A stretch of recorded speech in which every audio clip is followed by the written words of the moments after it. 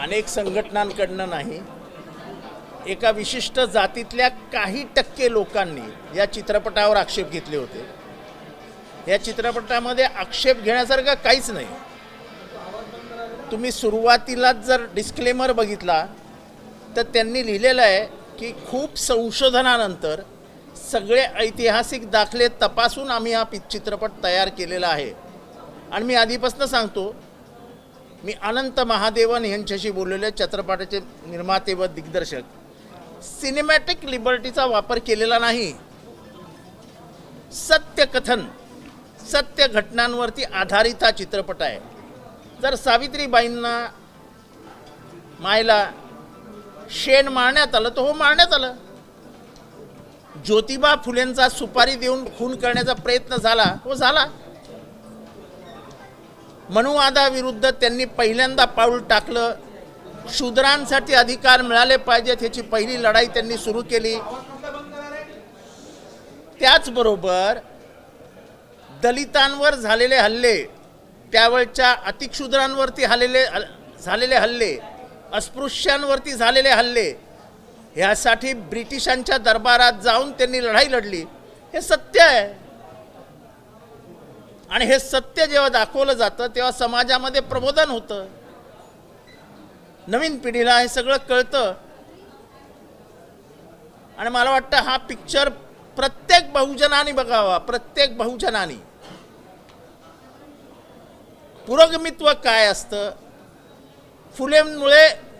फुले शाहू आंबेडकर विचार काय आहेत, ह्याचं प्रत्यक्षपणाने दर्शन म्हणजे हा चित्रपट आहे. हा चित्रपट प्रत्येकाने, ज्यांना फुले शाहू आंबेडकर समजून घ्यायचं आहे, त्यांनी प्रत्येकाने हा पिक्चर बघावा.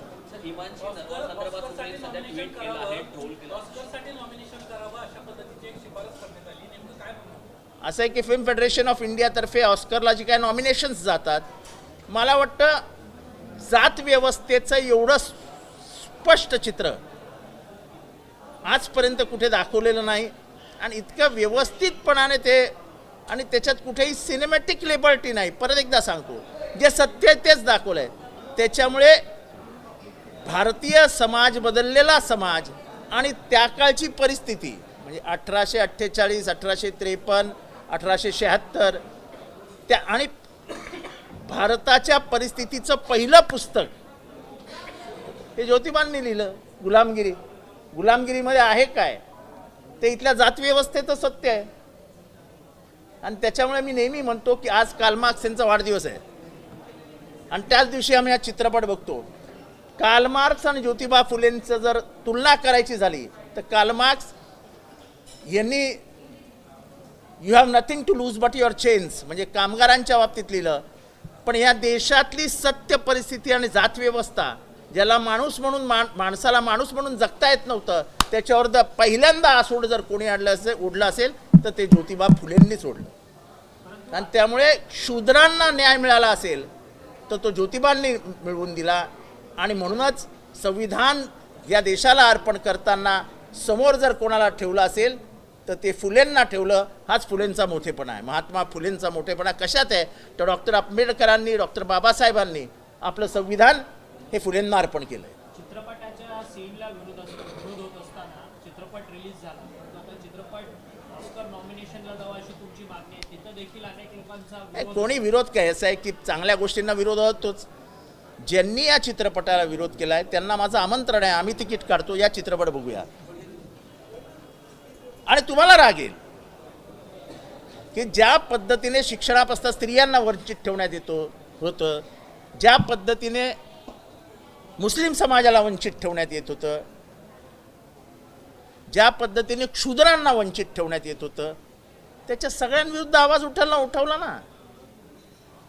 आणि त्यांनी आपल्या चित्रपटात म्हटलं आहे, आपल्या त्या चित्रपटात म्हटलं की माझा ब्राह्मणांना विरोध नाही आहे, पण कुप्रथेला विरोध आहे आणि तो असलाच पाहिजे. आणि म्हणून आम्ही उघडपणाने सांगतो की ब्राह्मणांना कोणाचाही विरोध नाही आहे, विरोध आहे तो ब्राह्मण्यवादाला. आणि आजही तो विरोध असलाच पाहिजे, कारण का त्यांनीच जात व्यवस्था आणून जातीप्रथेचा जे काही कुंभाण मांडलं, त्याच्यामुळे तर या देशाचा सत्यानाश झाला. टॅक्स फ्री करण्याचा मागणी राष्ट्रवादी काँग्रेसचे प्रदेश अध्यक्ष जयंत पाटील यांनी केलेला आहे. आणि आमच्याशी आमचं सगळ्यांचं समर्थनच आहे त्याला. टॅक्स फ्री केलाच पाहिजे. हा पिक्चर बघावा, माझं तर आमंत्रण आहे सगळ्यांना की हा पिक्चर बघावा, हा टॅक्स फ्री करा. म्हणजेच या देशातली बदललेली परिस्थिती कोणामुळे बदलली हे सत्य समोर येईल. सर ये फिल्म विवाद में थी, कंट्रोवर्सी हुई, रिलीज को लेके भी देरी हुई। आपने खुद फिल्म देखी, लोगों का कहना था कि ये फिल्म कास्टिज्म प्रमोट कर रही है। देखो ऐसा है, कोई सत्य प्रमोट करना कोई कास्टिज्म नहीं होता है. अगर एक विशिष्ट समाज के कुछ लोगों ने सावित्री बाई को गोबर मारा तो मारा, उसमें झूठ बात तो नहीं है. चित्रपट के शुरू में ही जो डिस्क्लेमर आता है, जो उनकी प्रतिज्ञा जो लिखा आता है, उसमें उन्होंने कहा है कि संशोधन और ऐतिहासिक दाखले का अभ्यास करके हमने ये चित्रपट का निर्माण किया है. उसमें झूठ कुछ भी नहीं है. और हमको भी मालूम है, हमने ये पढ़ा है, हमने ये देखा है. अछूतों के लिए पहली लड़ाई अगर ब्रिटिशों के दरबार में जाके किसी ने लड़े तो महात्मा ज्योतिबा फुले थे. भिड़े साहब ने उनको वाड़ा दिया पढ़ाने के लिए, पर बम्बों ने जाके वो भिड़ों को ही धमकाया तो बंद हो गया. तो पहली बार अपना घर किसने खोल के दिया? उस आदमी का नाम था उस्मान भाई. अपनी बहन फातिमा को सावित्री के साथ किसने दिया? उस्मान भाई ने दिया. और स्कूल किसने चलाई? सावित्री और फातिमा में मिलके. ये सच्चाई आज के ज़माने में लोगों तक जाने की ज़रूरत है. जब समाज फिर से उस पुराने दौर में जा रहा है तो ये सच्चाई भी सामने लानी पड़ेगी. ये समाज को बदलने का सबसे बड़ा काम अगर किसी ने किया तो महात्मा ज्योतिबा फुले और सावित्री बाई फुले ने किया. और उनको सबसे बड़ी सहायता किसने दी? तो उस्मान भाई और फातिमा ने. और हम भिड़े साहब को भी भूल नहीं सकते कि पहली बार अगर शिक्षा के लिए अपने घर किसने खोले तो वो भिड़े ने खोले. लेकिन भिड़े जी को धमकाया गया ब्राह्मणों द्वारा कि तुम्हारा घर ही जला डालेंगे. तो खुद सावित्री बाई और ज्योतिबा फुले ने निर्णय लिया कि आपके घर में हम ये खोल के आपको बर्बाद नहीं करेंगे. तो ये सत्य क्यों नहीं हम बताएंगे? लहूजी साल्वे, ये बहुत कम लोगों के इतिहास मालूम है कि लहूजी साल्वे बड़े पहलवान थे और उनको डरते थे लोग. जब लोगों ने इनके ऊपर दबाव लाया कि हम दलितों के ऊपर, पिछड़ों के ऊपर दबाव लाया कि लड़कियों को स्कूल में मत भेजो, तब अपने बच्चे लेके, अपने पहलवान लेके लहूजी साल्वे खड़े रहे कि बच्चियों को निकालो और स्कूल भेजो. तो ये क्रांति की जो जोत जलाई गई थी वो लोगों तक जाने दो. उसमें क्या क्या उसमें सच्चाई को छुपाने में क्या क्या आनंद है? सच्चाई देखने दो लोगों को. अभी भी बताया नहीं है, महायुति सरकार में अभी भी दलित पिछड़े वर्गों को जो निधि दिया जाता है उसका आवंटन लाडली बहनाओं के लिए किया जा रहा है. देखो ऐसा है कि मैं जहाँ से जब से जानता हूँ महाराष्ट्र सरकार किसकी भी हो, लेकिन कैंची चलाने का काम तो पिछड़ों का ही होता है. पिछड़ों का ही निधि काटा जाता है. ये सच्चाई है, ये सच्चाई है. और मैं सालों से देखते आ रहा हूँ, सालों से चिल्ला रहा हूँ कि पिछड़ों का ही निधि काटने का काम क्यों करते हो? काटने का है तो इरिगेशन का काटो, काटने का है तो पीडब्ल्यूडी का काटो, काटने का है तो एमएसआरडीसी का काटो. जहाँ से तुमको कमीशन मिलता है उसके निधि काटो ना भाई. हमारे पिछड़े समाज के बहनों के लिए, विद्यार्थियों के लिए, पीएचडी करने के लिए, शिक्षा के लिए जो प्रयोजन किया जाता है, जो रकम रखी जाती है, उसको ही कोई कैंची लगाते हो भाई? यही बात है. ये इस पिक्चर में यही बात है. देखो अजीत पवार नहीं, ये मानसिकता है. ये अजीत पवार नहीं है, ये मानसिकता है कि दबाना है तो कुछ लोगों को दबाओ. और यही मानसिकता को खत्म करने के लिए फुले ने जो लड़ाई शुरू की थी वो आज भी हमको लड़नी पड़ रही है और लड़नी पड़ेगी. ये सच्चाई है ना. क्यों निधि और नहीं दिखता क्या तुमको? तुम सिर्फ आदिवासी और दलित का ही निधि दिखता है क्या? समाज विकास का ही निधि दिखता है क्या? मैं संजय सिरसाट जी और एकनाथ शिंदे जी को आह्वान कर रहा हूं कि लड़ो ना अभी उठ के. सिर्फ बातों में क्या रखा है? संजय सिरसाट ने बड़ा भाषण दिया था कि हम लड़ेंगे. कहाँ गई उनकी लड़ाई? लड़ने की बात आई तो पीछे मुड़ गए. हम साथ में उनके लड़ो. नाही असं आहे की वाईट या गोष्टीचं वाटतं. तुम्ही इरिगेशनचा निधी कापणार नाही, तुम्ही MSRDCचा निधी कापणार नाही, तुम्ही MMRDAचा निधी कापणार नाही, तुम्ही PWDचा निधी कापणार नाही. आणि कापणार तो कुठला निधी? मागासवर्गीय आणि आदिवासी. काय निधी असतो त्यांचा? आदिवासींना खवटी म्हणजे जेवण जे काय असतं ते, त्यांच्या शिक्षणाचा निधी, त्यांच्या स्कॉलरशिपचा निधी, म्हणजे जे पूर्वीपासून ब्रिटिश करत होते ते आजही चालू आहे. यांना त्यांच्या सोयीसुविधांपासून वंचित ठेवा. आपण वंचित का म्हणतोय ना, कारण का तुम्ही यांना वंचित ठेवता. आणि या सरकार कोणाचंही असो मानसिकता तीच असते. ही वर्ण व्यवस्थेची जी मानसिकता आहे ना त्याच्या विरुद्ध लढावंच लागतं, लढावंच लागेल. आणि मी आज संजय सिरसाटांना आव्हान करतोय, तुम्ही मागच्या वेळेस बोलला होतात मी तुमच्या बाजूने उभं राहिलो होतं. आज जवळजवळ परत एकदा 400-500 कोटी रुपये म्हणजे दोघांचे मिळून 1000 कोटी रुपये कापण्यात आलेत. आपण लढणार आहोत की लढणार नाही? मागासवर्गीयांच्या पोरांचे PhDची स्कॉलरशिप मिळत नाही आहे, OBC समाजाची PhDची स्कॉलरशिप मिळत नाही, शिक्षणाची स्कॉलरशिप मिळत नाही. म्हणजे इथला क्षुद्र, अतिक्षुद्र आणि आदिवासी हे अजूनही आहेत तिथेच आहेत. आणि तीच तर फुलेंची लढाई होती. महिला सक्षमीकरण हे सुरुवात कोणी केलं? महात्मा फुलेंनी केलं. आणि म्हणून आम्ही सरकारकडे मागणी करतोय की टॅक्स फ्री करा, म्हणजे जास्तीत जास्त हा लोक पिक्चर बघतील आणि त्यांना कळेल की शिक्षणाने किती मोठा प्रसार केल्यामुळे समाजामध्ये आज जो बदल दिसतोय त्याचा जन्मदाता हे महात्मा ज्योतिबा फुले आहेत. आणि त्यांना साथ कोणाची मिळाली हे आजच्या जगात कळणं आवश्यक आहे. की भिडेंची साथ मिळाली, जे ब्राह्मण समाजाचे होते तरी ते समाजाविरुद्ध उभं राहिले, पण समाजाने त्यांच्यावर प्रचंड दबाव आणला तेव्हा त्यांच्या पाठीत बरोबर उभे राहिले ते फातिमा बी आणि उस्मान भाई, ज्यांनी आपलं घर उघडून शाळा चालू करायला सांगितलं. आणि जसं फुले हा आपल्या त्या काळच्या तथाकथित धर्माविरुद्ध गेले, तसं फातिमा बी आणि उस्मान भाई पण आपल्या धर्माविरुद्ध गेले.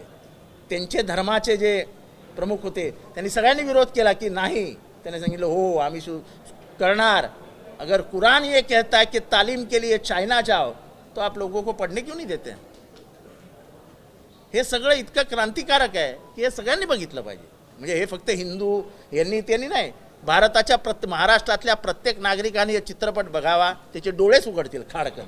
सर प्रश्न आहे, एकदा तुम्ही अर्थमंत्र्यांवर आरोप केला का? दुसरं फातिमा शेख हे कॅरेक्टरच नव्हतं अशा पद्धतीची मधल्या काळामध्ये. असं आहे की हे खोटारडे लोक आहेत, खोटारडे. शाळेचे दाखले आहेत. फातिमा बी आणि सावित्रीबाई एकच शाळेत गेल्या, तिथेच त्या शिकल्या. हे सगळे दाखले आहेत. उस्मानबाईचं घर दाखला आहे, उस्मानबाईचा मोहल्ला हा दाखला आहे. आणि हे सगळे ऐतिहासिक दाखले आहेत. हे काही कल्पोकल्पित कहाण्यांवरती आधारित हा पिक्चर नाही आहे. मला अनंत महादेवन ह्या माणसाचं अभिनंदन करायचं आहे की इतका सत्य आणि इतका प्रतिम चित्रपट मी अनेक वर्षात बघितला नव्हता. आणि मला आनंद आहे की हा पूर्ण चित्रपट आमचे नेते आणि फुले शाहू आंबेडकर विचारांचे खरे वारसदार शरद पवार यांनी बघितलं आणि त्याचं त्यांनी कौतुकही केलं. आणि ते स्वतः ऑस्करला हा चित्रपट जावा यासाठी पत्र लिहिणार आहे. सर एकीकडे शाहू म्हणजे फुले चित्रपट पवारांनी जरी पाहिला तरी दुसरीकडे मात्र राजकारणात मात्र चंद्रशेखर बावनकुळे असं वक्तव्य करतात की काँग्रेस फोडा आणि उर्वरित काँग्रेसचे नेते जे आहेत ते भाजपमध्ये घेऊन. अहो काँग्रेस ही लोक चळवळ आहे हो.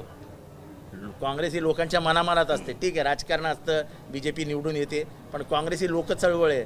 ब्रिटिशांना घरी पाठवण्याचं काम काँग्रेसने केलं. ज्यावेळेस लोक गद्दारी करून इंग्रजांची जी हुजुरी करत होते तेव्हा काँग्रेसचे लोक जेलमध्ये जाऊन बसले होते. मग ते गांधी असोत, नेहरू असो, वल्लभभाई पटेल असो, सुभाषचंद्र बोस असो, चंद्रशेखर आझाद असो, भगतसिंग असो. जेव्हा तुम्ही चमचेगिरी करत होतात ना ब्रिटिशांची तेव्हा काँग्रेसवाले जेलमध्ये जात होते. तेव्हा हे उगाच नाव त्या राजकारणाला हात घालू नका. काँग्रेस लोक चळवळ आहे. फुले दांपत्यांना भारतरत्न मिळावा अशी मागणी देखील केली जात होती, पण चित्रपटालाच विरोध होतो. चित्रपटाला विरोध करणारे मूर्ख बावळट लोक आहेत. बरं झालं त्यांनी विरोध केला. मी त्यांना आव्हान करतो की तुम्ही या आणि बघा, तुम्ही या आणि बघा. जर तुमच्या पूर्वजांनी दगडं उचलून मारली असतील तर का दाखवायची नाही होतो? का दाखवायची नाहीत? अरे काय सत्याला सामोरे जाणं हे मर्दाचं काम असतं. आव्हान स्वीकारणं हे मर्दत्वाचं लक्षण असतं. हे काय चित्रपटाला कसला सत्य चित्रपट आहे, बघा ना येऊन. चला बस बघूया, एकत्र चित्रपट बघूया आणि मग सांगाय चुकीचं आहे का बरोबर आहे. तुम्ही शेण मारणार सावित्रीबाईला आणि सांगणार दाखवू नका. का दाखवू नका? एबीपी माझा, उघडा डोळे बघा नीट.